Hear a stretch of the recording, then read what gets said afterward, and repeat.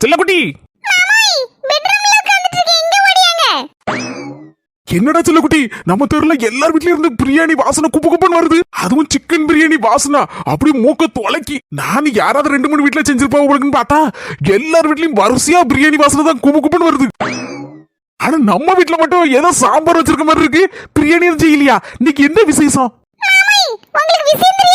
எனக்கு தெரியாதுமா, நான் இப்பதானே வரேன் வெளியில இருந்து. ஆமா, கோகிலக்கா வீட்டுல என்ன விசேஷமா? கோயிலக்கா சிக்கன் பிரியாணி செஞ்சிருக்கா. மாமியார் அதை தின்னு போட்டு வேற எலும்பு தூக்கி நம்ம தெருல சுத்துது பாத்தீங்களா அந்த நாய்க்கு போட்டிருக்கா. அந்த நாய் என்ன கோவத்துல இருந்தது தெரியல, கோயிலக்கா மாமியார பார்த்து படக்கம் கடிச்சு விட்டுட்டான். கடி வாங்குறதுல இருந்து கோயிலக்கா மாமியாரு இப்ப ரொம்ப அமைதியா நடந்துக்கிட்டலாம்.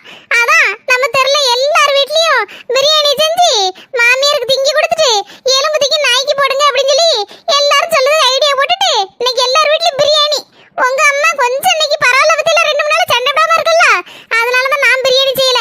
உங்க அம்மா என்கிட்ட சண்டை போட்டுட்டு அன்னைக்கும் பிரியாணி செஞ்சு உங்க அம்மா கையில கொடுத்து திங்க வச்சு நாய்க்கு எலும்பு தூக்கி போட சொல்லுவேன்.